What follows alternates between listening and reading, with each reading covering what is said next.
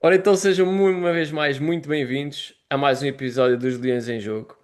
Comigo, como sempre, tenho o meu companheiro, parceiro Parra, muito Boa bem-vindo. noite. Saudações, obrigado. E hoje vamos analisar uma vez mais a atualidade do nosso Sporting. Vamos começar pela análise do jogo da vitória na Madeira contra o Nacional por 4-1. Vamos também analisar um pouco o que se passa no mercado neste momento ao nível do que se passa com o Conrad Arder também. Vamos analisar essa situação. Vamos fazer a abordagem da Liga Real ao nível de arbitragem na nossa liga. Vamos também falar de modalidades e de equipa B. Portanto, muita coisa para falar. Parra, vamos direto ao assunto. Vitória na Madeira, num jogo que estava complicado, não é? A vitória por 4-1 no Nacional, um grande jogo do Pote. Parece que ouviu um bocado o que nós temos andado Claro, a dizer, não claramente, é? E claramente então uma das vitórias da semana. resolveu responder dentro Exatamente, de campo, não é? exatamente, E então basicamente é isso. Peço-te aqui uma análise ao jogo, para começarmos. exato. Antes de mais, agradecer o facto do Pote claramente que vê o nosso programa, portanto, deve ter metido uma cunha ao Mr. Rui Borges para ver se ele descansava um bocadinho no avião e no estágio, e portanto, claramente, ele teve imparável. Uh, Já vou falar mais à frente, mas de facto, quem vê a exibição 4-1 não espelha as dificuldades que foram o jogo. Portanto, foi um jogo que foi logo uma entrada em falso, aos 3 minutos o gol sofrido, e eu fiquei com a ideia de que o meu primeiro pensamento foi do género: epá, é preferível sofrermos agora de início e darmos a volta do que estar a sofrer um gol na segunda parte com 0-0, em que aí sim a equipa enerva-se mais. Mas realmente a verdade é que a equipa do Sporting ficou muito intranquila. Aquilo afetou emocionalmente a equipa. Parece-me que foi uma primeira parte muito pouco conseguida por parte do Sporting. A preocupação também em termos de bola parada, fiquei um bocado preocupado porque os lances que o Nacional, normalmente estas equipas pequenas jogando com os ditos grandes, fecham-se lá atrás, e o objetivo, a única forma de atingirem e criarem perigo é com saídas rápidas e em bolas paradas. Saídas rápidas, o Sporting conseguiu anular praticamente tudo.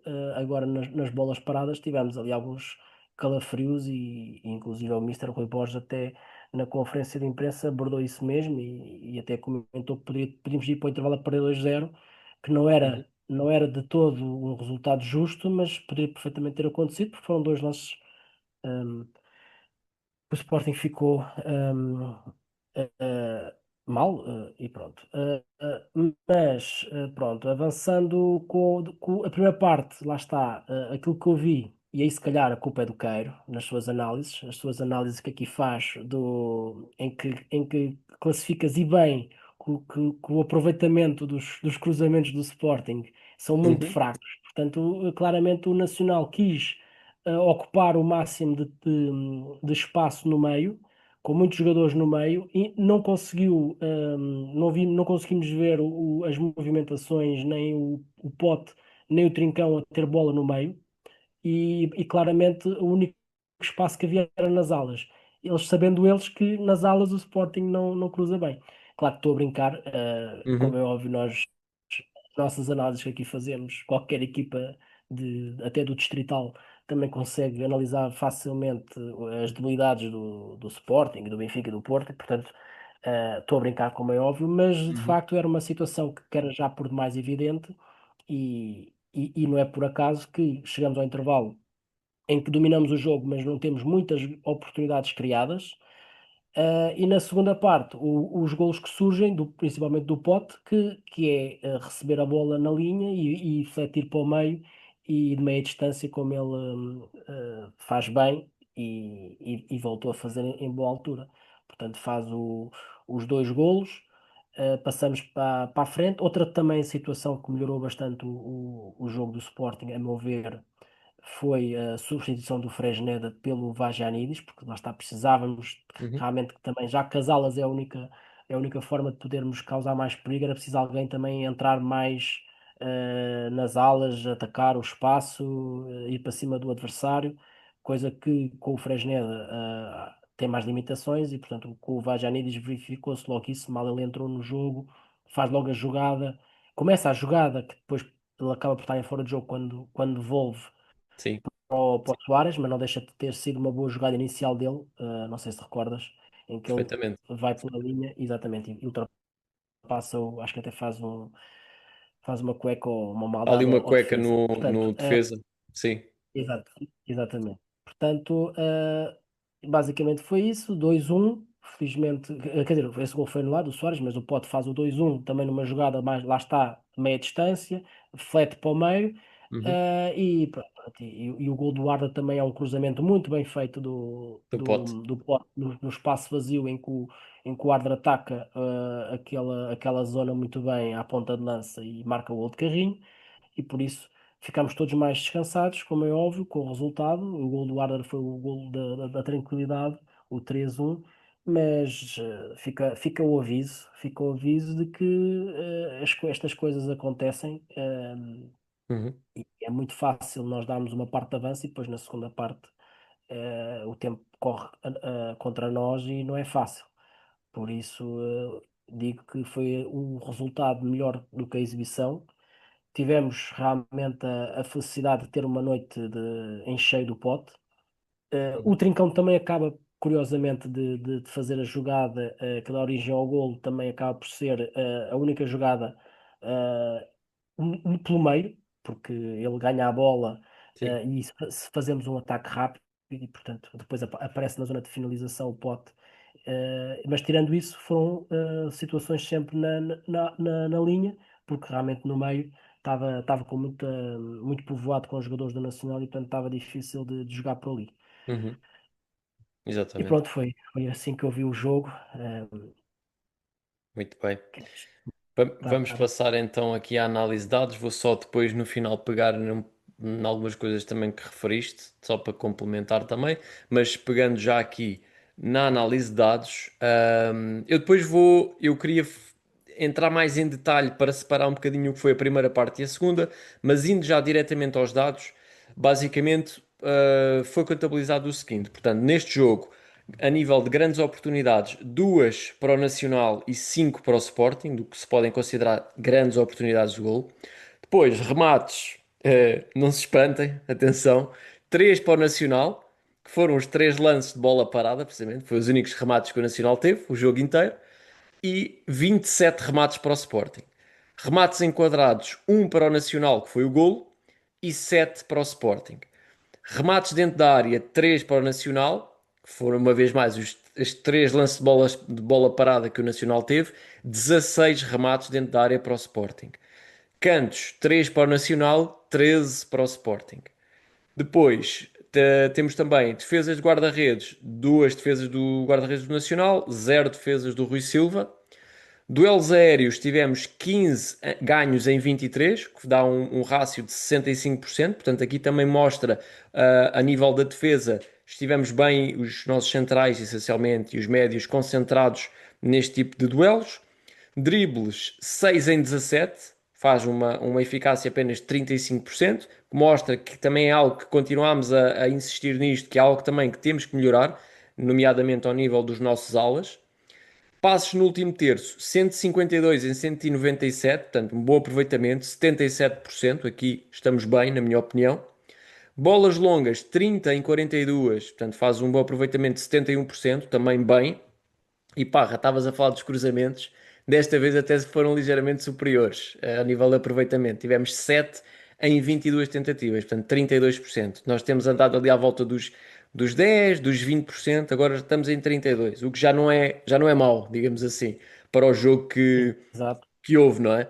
Também, pelo que estavas a referir, e com toda a razão, houve também um pouco mais espaço neste jogo para os nossos alas entrarem um bocadinho mais e não terem tanta oposição logo na recepção da bola, não é? Eu pelo menos notei um pouco isso. Portanto, Sim, isso sim. também pode explicar alguma coisa. Indo agora diretamente aos lances. Portanto, o Sporting tem na primeira parte, e eu passo aqui a enumerá-los muito rapidamente, temos o cruzamento do Fresneda para cabeceamento do Soares ao lado, primeira ocasião. Segunda ocasião, remate do pote à trave, porque também não é considerado uma bola enquadrada porque foi à trave, neste caso. Depois temos aquele remate fraco do Géni, não sei, penso que estão todos recordados. Depois temos a quarta ocasião na primeira parte, o Mangas assiste o Trincão para um remate ao lado. E depois ainda há um remate do Pote ao lado. Ainda há um cabeceamento do Yulman ao lado. E ainda há aquela recarga do Pote que o defesa desvia quase em cima da linha para canto. Portanto, o Sporting ao intervalo tem... O Nacional tem dois remates e o Sporting tem 11. Só que desses 11, apenas um remate enquadrado da parte do Sporting. Portanto, os sete remates enquadrados que o Sporting tem, seis são na segunda parte. Ou seja, resumindo e concluindo, muita avalanche ofensiva, muitos remates, mas realmente com perigo, é verdade, foi mais na segunda parte. Na primeira parte ainda estávamos a estudar um pouco o Nacional, estávamos a tentar, apesar de, basicamente, o nível de oportunidades só deu Sporting, praticamente, ou seja, só deu Nacional nas bolas paradas, como tu referiste, e muito bem. Agora, eu quero que o Sporting continue com este pendor ofensivo. Epá, obviamente que no início dos jogos possivelmente não dá, ou há um remate ao poste, ou à trave, pode acontecer. A equipa não desmoraliza e continua a tentar, continuar a tentar.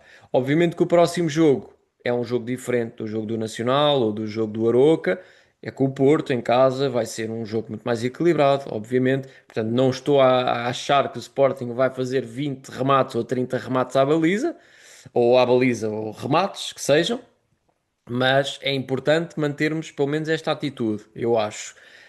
Portanto, do meu ponto de vista, contente ainda assim com a prestação. É verdade que há coisas a melhorar, há certas situações que referiste e muito bem, acima de tudo na primeira parte, em que o Sporting podia ter ido ao intervalo a perder 2-0, é verdade.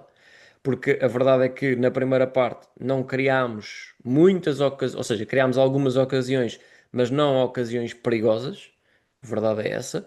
Mas, ainda assim, acredito que um empate já não era justo, na minha humilde opinião. Portanto, um empate ainda podia ser aceitado. Agora, irmos a perder para o intervalo, claramente não era justo, não é?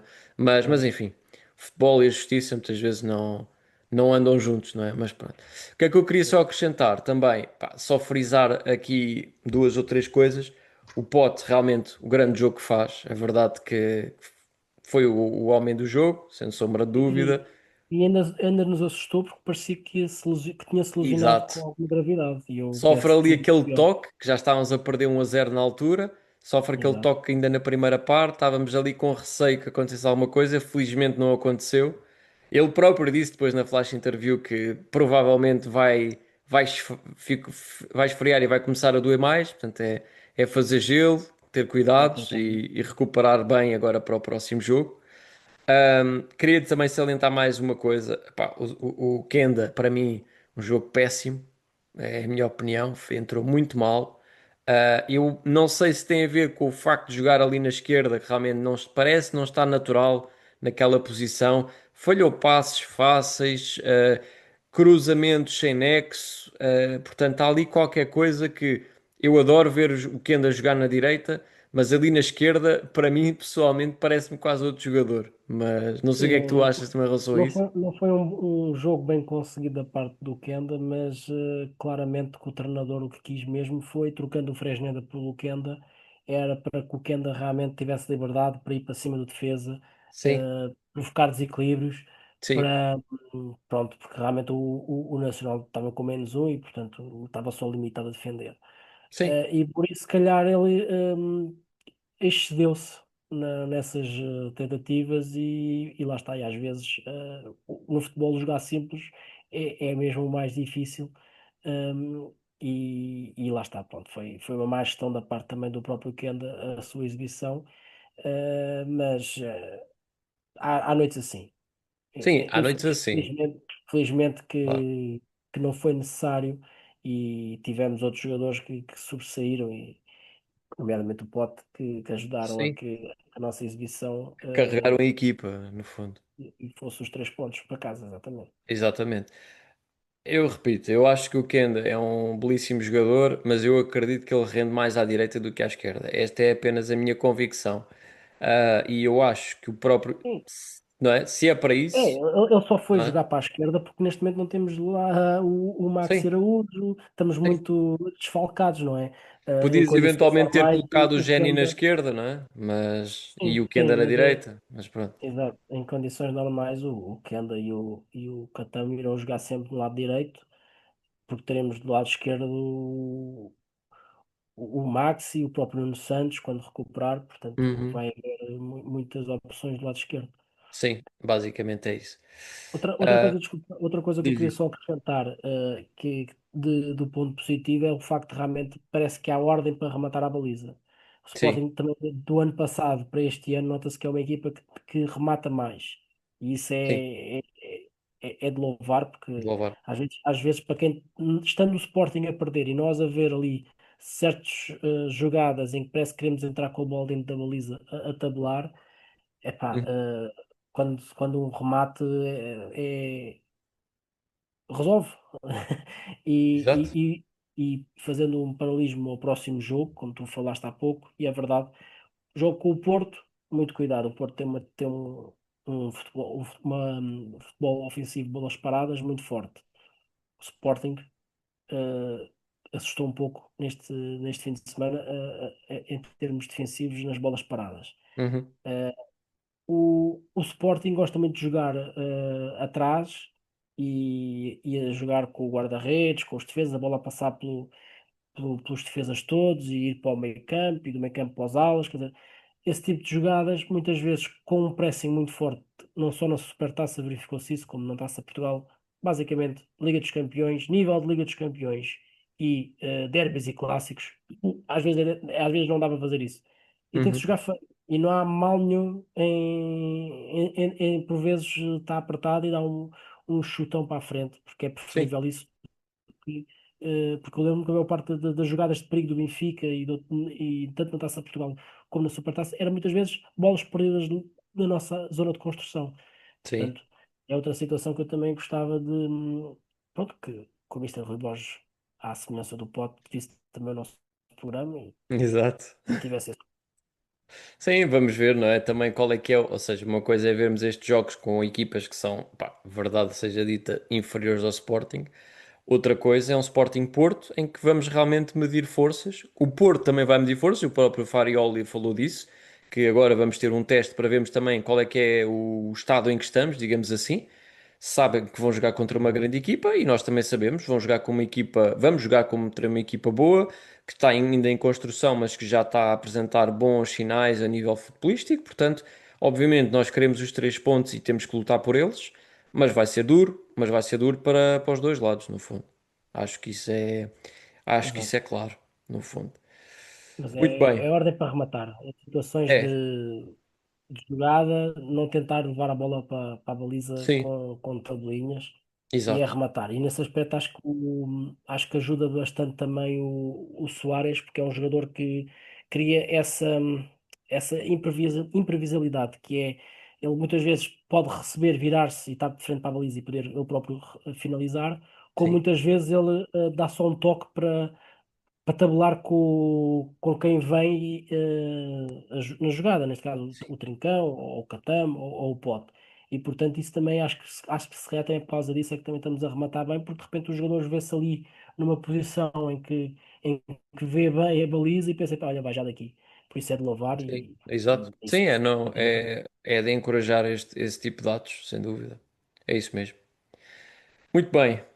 Posto isto, está feita a análise ao Nacional e ficou aqui algumas pistas também para o próximo jogo com o Porto.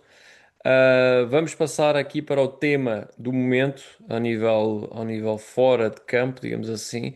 Conrad Arder está a ser aparentemente negociado com o Milan por 24 milhões mais 3 em objetivos. Falou-se do Ren no início, e de repente o Milan apareceu na jogada. Aparentemente vai ser mesmo o Milan o destino do jogador.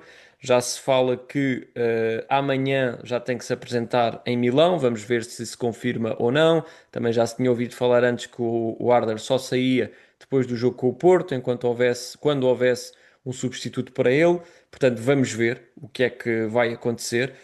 Parra, pergunto o seguinte: do ponto de vista esquecendo se calhar um bocadinho a questão do timing da saída do Arder, o que é que tu achas em relação a esta venda? É algo que faz sentido para ti?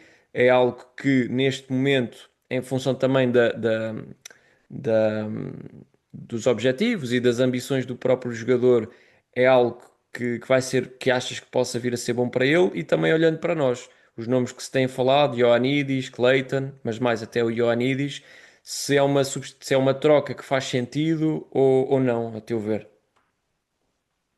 Pronto, como dizes, para eu não ligar ao timing, eu acho que o timing é péssimo. Sim. Antes em vésperas de jogar Mas com também, o desculpa Porto, interromper-te, já tendo sabemos, ali. estamos no final do mercado, estas coisas também podiam acontecer, não é? Nesta altura. Exato, exato, mas acho que é um jogador que não era.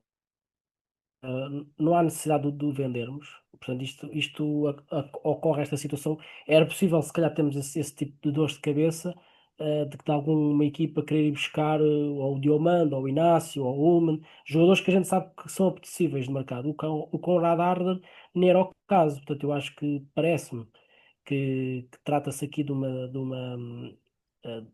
de uma situação em que o próprio jogador é que, se calhar, está a querer sair para jogar mais. Se calhar tinha expectativas de ser o titular do Sporting com a saída do Gyökeres. E aquilo que eu acho é que está a ser mal aconselhado pelos seus agentes e quem está à volta dele, porque é um jovem, tem 20 anos, quer dizer, tem uma grande margem de progressão. hum, foi um jogador muito importante no Sporting na época passada, não foi um titular indiscutível, não, mas foi muito importante, marcou golos decisivos a reviravolta contra o Braga, no último jogo da despedida do Amorim. Sim. O Marcou golo, aquele empate, relembro-te, Taça de marcou aquele Portugal, gol do empate em casa com o Bolonha que nos valeu a qualificação para o o playoff, por Bolonha exemplo. tem.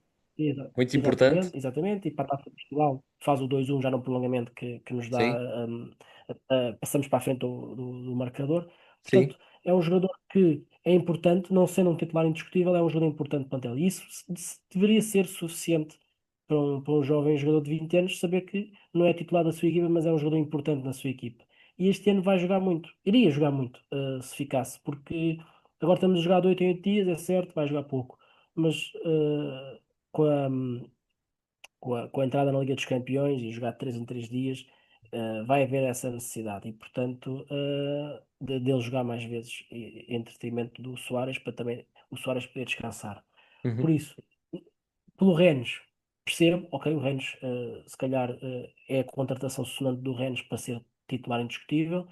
Agora, para o Milan não consigo compreender, mas pronto, são 24 mais 3 julgo eu, uhum. que é o que se fala. É o que se fala, sim.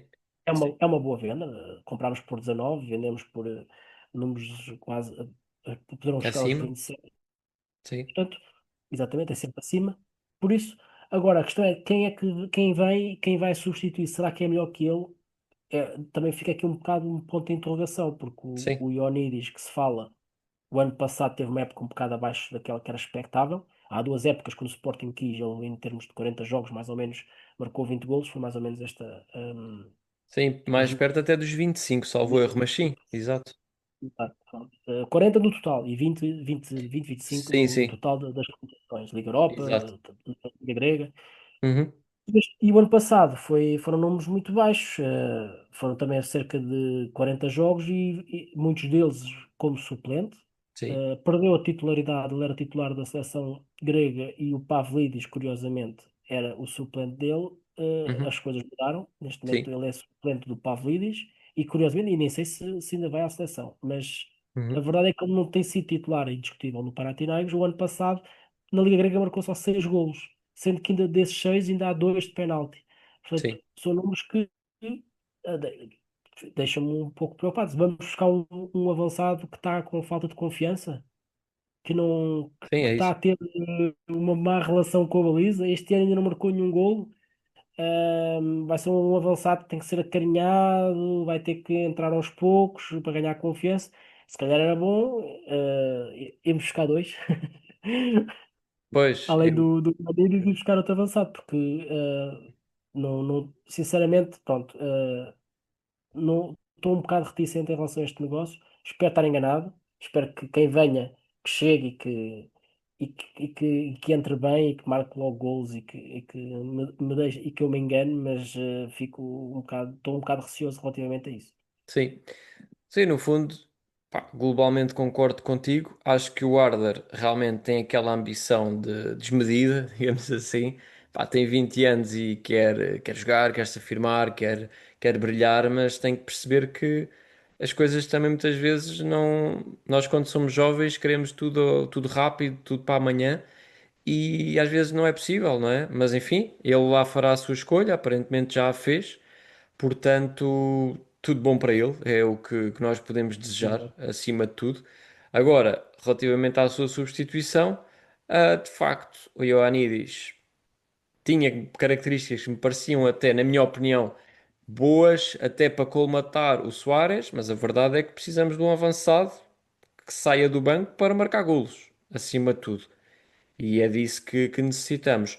Eu pessoalmente acho o Cleiton, a nível de características, bastante parecido com o Suárez, portanto, se calhar não é, na minha opinião, o avançado que faça mais sentido ser contratado, infelizmente. Ahm, Portanto, vamos ver se é o Ioannidis mesmo que vem ou não. E basicamente é isso. É só isso que eu tinha a dizer neste momento. Vamos ver o que é que acontece no mercado. Eu, para mim, trazia os dois, sinceramente. Se o ano passado o Panathinaikos rejeitou uma oferta de 25 milhões pelo Ioannidis e o jogador desvalorizou, este Sim. ano tentamos comprar por 20. Por 8 compramos o Clayton, 28, ok, fazemos um Pois, investimento de Parra, 3 só que a milhões, questão, 4 milhões a mais. sim. Uh, A questão é que o sim, que eu, o que eu ouvi dizer e o que já li foi que aparentemente o Sporting quis negociar agora o Ioannidis por 18, sendo que o exato. Panathinaikos, como são duros a negociar, queriam 20, aparentemente. Sabem que o jogador também desvalorizou, mas queriam 20. E o próprio Cleiton, acho que o Rio Ave estava a pedir 15 milhões. Portanto, não sei. Vamos ver. Pois, pois. Mas se calhar o Sporting consegue um negócio assim, não é 15, mas se calhar é uns 8 e ainda, Sim, ainda dá o veremos. Rodrigo Ribeiro de empréstimo, um ano. Vamos ver. eh, Exato. Exato, podia ser tudo negociado, mas Exato. eu veria assim com os olhos dois avançados, porque não? Porque, e depois o timing, portanto, eu se calhar, sendo o dia 30 sábado, deixava para domingo, vir o Ioannidis, sai o Arthur no domingo, ehm, e depois é a pausa das seleções, e portanto o Uhum. Ioannidis chega com calma para se conhecer os colegas. Aliás, se calhar chega e vai logo para a seleção, possivelmente ele que não Provavelmente. conhece, não conhece todos. Mas pronto, teria mais Veremos, tempo veremos. e não, Sim, e não entrava assim a frio, como aconteceu com o Suárez na Supertaça, em que entrou a frio, chega ali e sai do banco e, portanto, sim. praticamente sem conhecer os colegas, nem conhece o nome dos colegas e vai logo lá para dentro. Uhum. Pronto, praticamente era mais isso Ok. que eu pensei. Muito bem. Posto isto, vamos agora passar então para a análise da arbitragem desta última jornada, dos últimos jogos. Basicamente, o que é que nós temos aqui para salientar?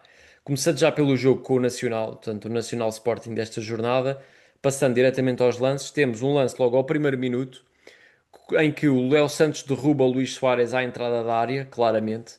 Livre direto e cartão amarelo não assinalado a Léo Santos, portanto, aqui o árbitro esteve mal. Depois, aos 26 minutos, o famoso, que tens já falado bastante desse lance, cartão amarelo, na nossa opinião, mal assinalado a Pablo Juan por falta sobre o Gonçalo Inácio na área leonina. Portanto, foi uma falta sem dureza excessiva ou sem impedir um contra-ataque. Portanto, aqui, na nossa opinião, mal na amostragem deste cartão amarelo.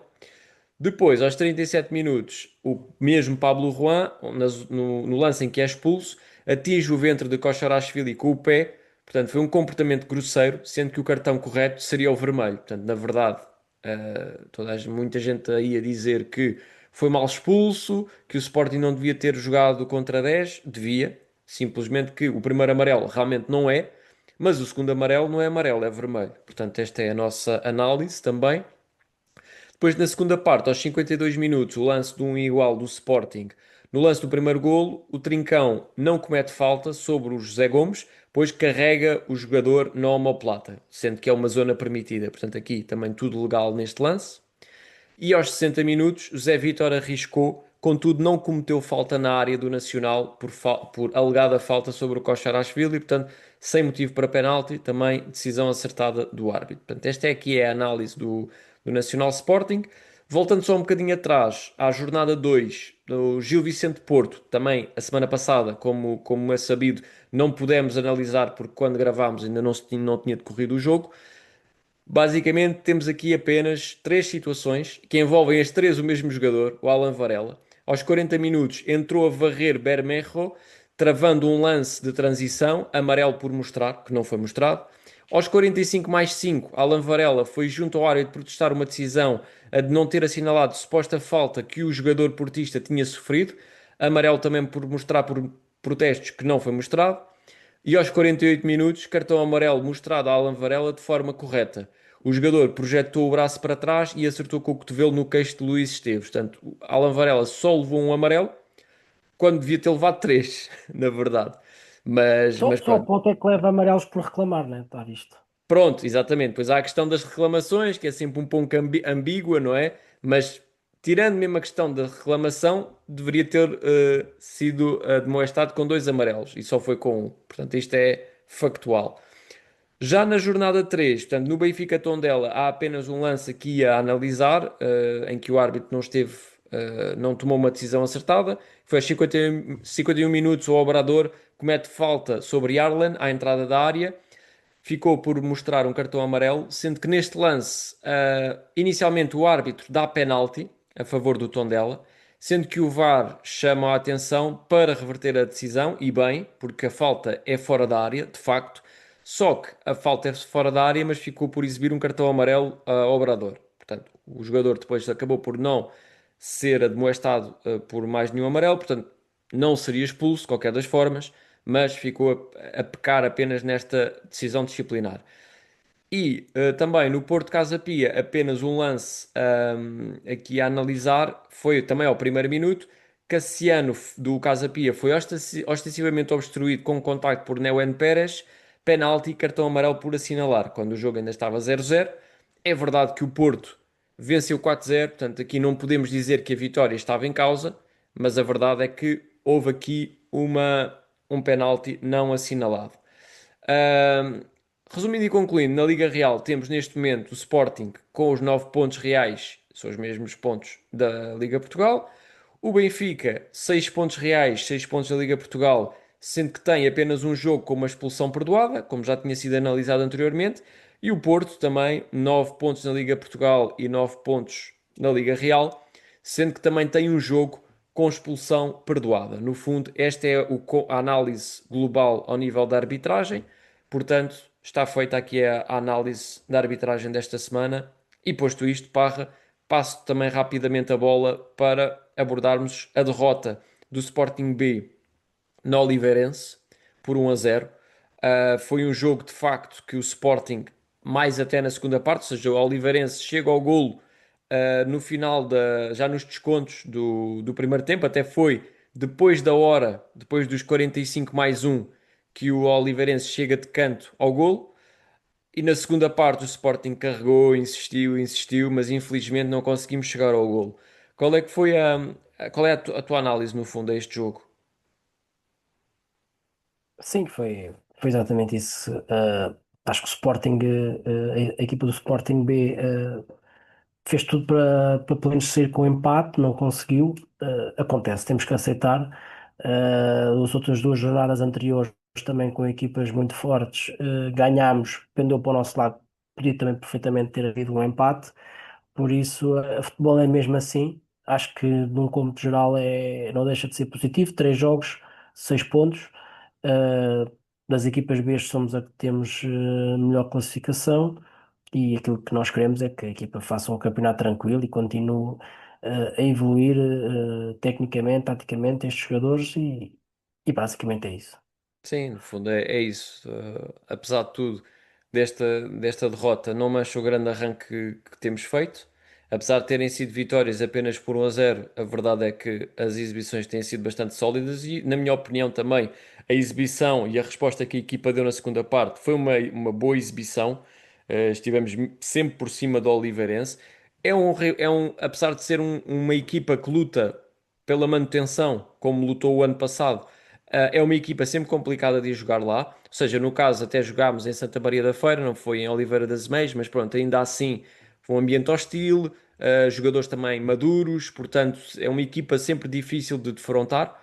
Portanto, apesar de tudo, só temos que estar contentes também com a prestação da nossa equipa B e é no fundo continuar a acompanhar estes jogadores. Muito bem. Sem dúvida.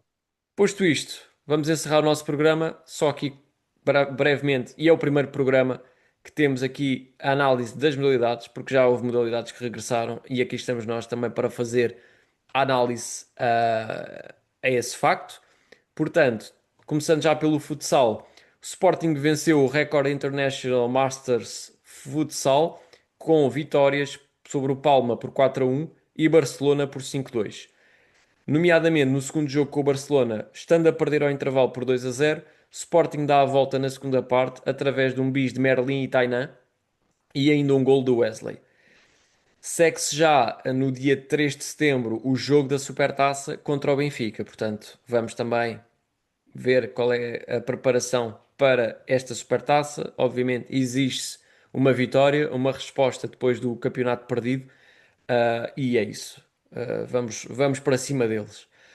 No handball, o Sporting termina, ou seja, começa a época como terminou a anterior, conquista a Supertaça ao derrotar o Porto por 36-29. É a terceira Supertaça consecutiva conquistada pelos Leões. Um jogo equilibrado no início, com um ritmo frenético, com 10 golos em menos de 6 minutos. Aos poucos o ritmo foi abrandando, até uma fase em que o Porto mostrou menos argumentos ofensivos e ao intervalo o Sporting já ganhava por 20-15. Na segunda parte, apesar da reação do Porto, o Sporting soube controlar todos os momentos do jogo e até a inferioridade numérica soube manter uma vantagem antes da recuperação do Porto para 27-23 e depois por 29-26. Ricardo Costa pediu uma paragem técnica e depois disso o momento de crescendo do adversário terminou, voltando aos 5 golos de vantagem a nossa equipa e gerindo esse avanço até ao resultado final de 36-29. O destaque da partida foi Kiko Costa, sendo o melhor marcador do jogo com 9 golos. No fundo, fica aqui feita a análise das modalidades. Há modalidades que estão ainda em pré-época, a prepararem-se para o que aí vem, mas no fundo, este é o nosso destaque neste momento, ao nível do futsal e do handball. Posto isto, damos por concluído o nosso programa. A todos, muito obrigado por estarem desse lado. Já sabem, não hesitem em deixar os vossos comentários, entrar em contacto connosco. Estamos nas mais diversas plataformas, podem ouvir-nos tanto no YouTube e ver-nos, como também no Spotify, TikTok, Twitter, ou o X, como se diz hoje em dia, portanto, Instagram também. Estamos aí em todas as plataformas, já sabem. Um abraço a todos e saudações leoninas. Saudações, Daninas.